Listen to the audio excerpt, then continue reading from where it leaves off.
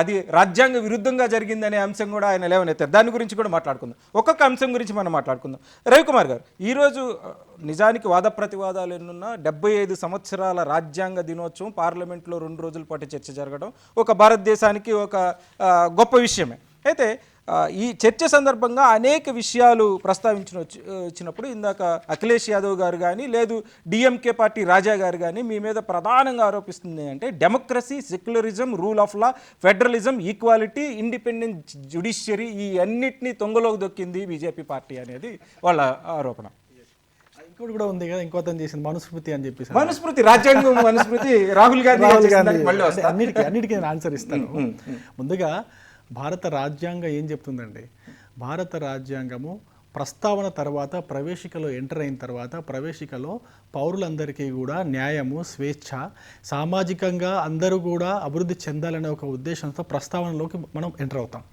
ప్రస్తావనలో enter అయిన తర్వాత భారతదేశాన్ని పాలించినటువంటి కొన్ని పార్టీలు, కాంగ్రెస్ పార్టీ అత్యధిక సంవత్సరాలు భారతదేశాన్ని పాలించింది. రాజ్యాంగాన్ని ఏదైతే రాజ్యాంగాన్ని మనం ఆమోదించుకున్నామో ఆ రాజ్యాంగానికి అనుకూలంగా పాలించిందని చెప్పేసి ఈ దేశ ప్రజలు ఎవరైనా నమ్ముతారా? భారతదేశంలో రాజ్యాంగం వచ్చిన తర్వాత, రాజ్యాంగం అమల్లోకి వచ్చిన తర్వాత 25 సంవత్సరాల తర్వాత, ఎగ్జాక్ట్లీ 20 సిల్వర్ జూబ్లీ అనుకోండి, 25 సంవత్సరాల తర్వాత ఈ కాంగ్రెస్ పార్టీ చేసినటువంటి ఘోరాలు ఏంటో మీకు తెలుసు కదా. 25 సంవత్సరాలు 1975లో ఎమర్జెన్సీ విధించి రాజ్యాంగాన్ని తుంగలో తొక్కినటువంటి పార్టీ ఏదండి? ఇదే కాంగ్రెస్ పార్టీ కదా. ఇదే కాంగ్రెస్ పార్టీ వాళ్ళు ఇప్పుడు వచ్చి నీతులు చెప్తా ఉన్నారు. మరి ఇదే డిఎంకే ఎంపీ గారు కావచ్చు, మిగతా వాళ్ళకి గుర్తు రావట్లేదు ఇవన్నీ. సమానత్వాన్ని ఎక్కడ పెట్టారు మరి కాంగ్రెస్ పార్టీ వాళ్ళు? ఇప్పుడు పోయి మీరు వాళ్ళ జోలికే చేరారు కదా. సమానత్వాన్ని తుంగలో దక్కినటువంటి కాంగ్రెస్ పార్టీ, రాజ్యాంగ హక్కుల్ని, రాజ్యాంగాన్ని తుంగలో దక్కినటువంటి కాంగ్రెస్ పార్టీ హయాంలో కాంగ్రెస్ పార్టీకి మీరు చేదోడు వాదోడుగా ఉంటున్నారు కదా. మీకు ఇప్పుడు అనిపించట్లేదా? 50 సంవత్సరాల తర్వాత, 25 సంవత్సరాల తర్వాత, రాజ్యాంగం అమలు చేసుకున్న 25 సంవత్సరాల తర్వాత ఎమర్జెన్సీ విధించి భారతదేశాన్ని మొత్తం జైలుఖానా చేసింది కాంగ్రెస్ పార్టీ, రాజ్యాంగాన్ని తుంగలో తొక్కి.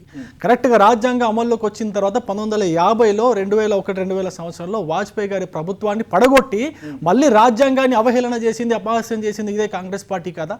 మీకు అప్పుడు గుర్తు రాలేదా? ఇదే ఇప్పుడు ఈ 75 సంవత్సరాల తర్వాత 2015లో అంబేద్కర్ గారి 125వ జయంతి అప్పుడు 2015 నుంచి భారత రాజ్యాంగ దినోత్సవాన్ని చేస్తుంది ఎవరండి? భారతీయ జనతా పార్టీ. అంతకుముందు వరకు మీరు ఎందుకు చేయలేదు? భారత రాజ్యాంగ దినోత్సవాన్ని మీరు ఎందుకు సెలబ్రేట్ చేయలేదు? 2014లో మేము అధికారంలోకి వచ్చిన తర్వాత 2015లో అంబేద్కర్ గారి 125వ జయంతి సందర్భంగా రాజ్యాంగ దినోత్సవాన్ని ప్రతి సంవత్సరం నవంబర్ 26కి చేసుకోవాలని చెప్పేసి స్టార్ట్ చేసింది మేము. మీరెందుకు చేయలేకపోయారు? మీరెందుకు దాన్ని మీరు రాజ్యాంగ దినోత్సవాన్ని మీరు ఘనంగా నిర్వహించుకోలేకపోయారు? రాజ్యాంగం పట్ల మీకున్న గౌరవం ఏంటి? ఇది నేను ప్రశ్నిస్తున్నా. ఇంకో విషయం కూడా చెప్తా. 2015 తర్వాత ఇప్పటి వరకు 2024లో 75 సంవత్సరాలు అయిన తర్వాత ఇప్పుడు మేము హమారా సంవిధాన్, హమారా స్వాభిమాన్ పేరుతో దేశం మొత్తం మీద మేము ఉత్సవాలు చేస్తున్నాం. ఆ ఉత్సవాల్లో భాగంగా ఒకటే, రాజ్యాంగం పట్ల భారతదేశ పౌరులందరికీ కూడా ఇంకా అవగాహన కలగాలి, ఇంకా ప్రాచుర్యం పొందాలి. రాజ్యాంగం పట్ల పౌరులందరికీ కూడా ఈ యొక్క అవగాహనతో పాటు పౌరుల్లో యొక్క రాజ్యాంగం ద్వారా వచ్చేటువంటి హక్కులు కావచ్చు, మిగతా సమానత్వం కావచ్చు, ఈ యొక్క రాజ్యాంగం యొక్క అస్సలు ఆబ్జెక్టివ్ ఏది ఉందో ఆబ్జెక్టివ్ అందరికీ కూడా చైతన్యం వచ్చేటట్టుగా చేయాలని చెప్పేసి భారతీయ జనతా పార్టీ ప్రభుత్వం యొక్క ఉద్దేశం, ఎన్డీఏ ప్రభుత్వం యొక్క ఉద్దేశం. మీరు ఎందుకు చేయలేకపోయారు? మీ నెహ్రూ గారు ఏమన్నారు తెలుసా? రిజర్వేషన్లు పెట్టాలి అని చెప్పేసి భారతదేశంలో అప్పట్లో నెహ్రూ గారి అధికారంలో ఉన్నప్పుడు అప్పట్లో రిజర్వేషన్ కావాలని చెప్పేసి అంబేద్కర్ గారితో సహా అందరూ మాట్లాడుతుంటే నెహ్రూ గారు ఏమన్నారు? రిజర్వేషన్ పెట్టడం వల్ల ఇనఫిషియంట్ వాళ్ళందరూ కూడా ప్రభుత్వ వ్యవస్థల్లోకి వస్తారు, 3rd గ్రేడ్ 4th గ్రేడ్ ప్రజలందరూ కూడా ప్రభుత్వ వ్యవస్థలోకి వస్తారు, అది మనకు మంచిది కాదని చెప్పేసి నెహ్రూ గారు మాట్లాడినటువంటి విషయము కరెక్ట్ కాదండి? మీకు తెలీదా? ఆ విషయాన్ని ఇప్పుడు ప్రస్తావిస్తే మీరు ఊరుకుంటారా? నెత్తి నోరు కొట్టుకుంటున్నారు. నెహ్రూ గారు అంటే ఈ విషయాలని నెహ్రూ గారు చేసినటువంటి విషయాలు కావచ్చు, ఇందిరాగాంధీ గారు తీసుకున్నటువంటి ఎమర్జెన్సీ లాంటి డిసిషన్స్ కావచ్చు, 2001లో సోనియా గాంధీ గారి ఆధ్వర్యంలో ప్రభుత్వాలనే ఏ విధంగా అయితే కూలగొట్టారో అనేక రాష్ట్రాల యొక్క ప్రభుత్వాలను కూలగొట్టారు కదా. సమాధానంగా ప్రియాంక గాంధీ గారు నిన్న ఎందుకు మీరు గత చరిత్రని ప్రతిసారి తవ్వుకుంటూ పోతున్నారు? వర్తమానంలోకి రండి, మీరు ఏం చేస్తున్నారో, ఈ 10 సంవత్సరాల్లో ఏం చేస్తున్నారో అది మాట్లాడండి. ఎందుకు ప్రతిసారి వెనక నెహ్రూ అని అబ్సెషన్ లో ఉన్నారు ఎందుకు అని ఆమె అంటున్నారు. మీ యొక్క లోపాలు మీ యొక్క ఉద్దేశము రాజ్యాంగం పట్ల ఈ దేశంలో ఉన్నటువంటి పౌరుల పట్ల మీ యొక్క భావన ఏ విధంగా ఉందనేది ప్రజలకు తెలియజేస్తున్నాం.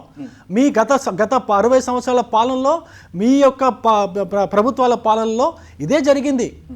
మీరు ప్రజల్ని 3rd గ్రేడ్ ప్రజలుగా 4th గ్రేడ్ ప్రజలుగా డివైడ్ చేయడం, రిజర్వేషన్లకు వ్యతిరేకంగా మాట్లాడడం, బీసీలకు రిజర్వేషన్ల గురించి కూడా వ్యతిరేకంగా మాట్లాడింది ఇదే కాంగ్రెస్ పార్టీ కదండి. ఇదే కాంగ్రెస్ పార్టీ కదా బీసీలకు మండల్ కమిషన్ కి వ్యతిరేకంగా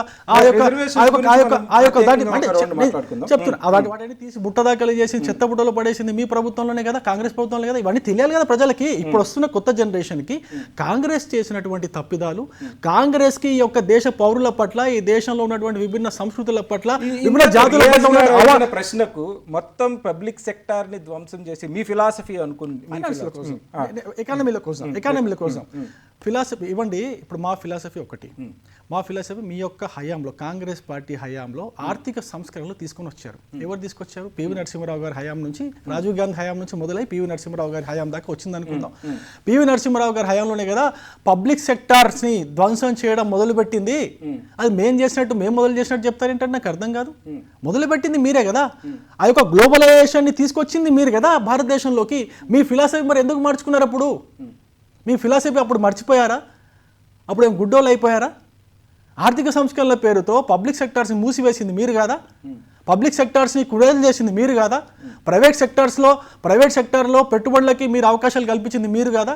విదేశీ పెట్టుబడులకు అవకాశాలు కల్పించింది మీరు కాదా? అనేక ఇండస్ట్రీస్ని ప్రైవేట్ సెక్టార్లో ఓపెన్ చేసింది మీరు కాదా? ఇన్సూరెన్స్తో సహా, బ్యాంకింగ్తో సహా వాటన్నిటిని ఓపెన్ చేసింది మీరు కాదా? వాటన్నిటిలో పెట్టుబడులు ఆహ్వానించింది మీరు కాదా? మీ ఫిలాసఫీ ఏంటి? మా ఫిలాసఫీ ఏంటి? దేశానికి ఏది మంచో, దేశంలో ప్రజల యొక్క ఎకానమీ, ప్రజల యొక్క ఆర్థిక పరిస్థితి మెరుగుపడాలంటే ఏది మంచిదో మీరు చేశారు, మేము చేసాం. దాన్ని ముందుకు తీసుకొని పోతున్నాం. నేను ఇంకో విషయం చెప్తానండి. 2014లో రాజ్యాంగ సవరణ చేసి ఒకే దేశము ఒకే పన్ను విధానాన్ని పెట్టింది మేము. మోదీ గారు ఇందాక మాట్లాడుతూ మోదీ గారు ఏమన్నారు అంటే ఒకే దేశం ఒకే ట్యాక్స్ జిఎస్టీ అనేది తీసుకొచ్చిన ఆర్థిక సంస్కరణ తీసుకొచ్చింది మేము. తీసుకురావడానికి మీ గత ప్రభుత్వాలు కూడా దానికి మంచిగానే పనిచేసినాయి అనే దాన్ని కొనసాగింపే మేము చేసామని ఆయన అంటారు. ఎక్కడైనా కానీ ప్రభుత్వాలు ఏవైనా కానీ రాజ్యాంగానికి కట్టుబడి, రాజ్యాంగ విలువలకు కట్టుబడి ఈ రాజ్యాంగం ద్వారా ఈ దేశాన్ని నడిపించడానికే ప్రయత్నం చేస్తాయి. అంతేగాని సొంత ఎజెండా ఏముండదు. సొంత ఎజెండా అని చెప్పేసి కల్పితాలను తీసుకొచ్చేసి మా పైన రుద్దేసి వీళ్ళు ఈ విధంగా మనుస్మృతి చేస్తున్నారు, అదేదో అట్లాంటివి జరగవు. ప్రజల యొక్క బాగు కోసం పనిచేస్తాం. మీరైనా కానీ మేము మీ పనిచేసే విధానంలో ఏమైనా లోపాలు ఉండొచ్చు, మేము పనిచేసే విధానం వాటిని కరెక్ట్ చేసే విధానం ఉండొచ్చు. దాన్ని మీరు స్వాగతించాలి.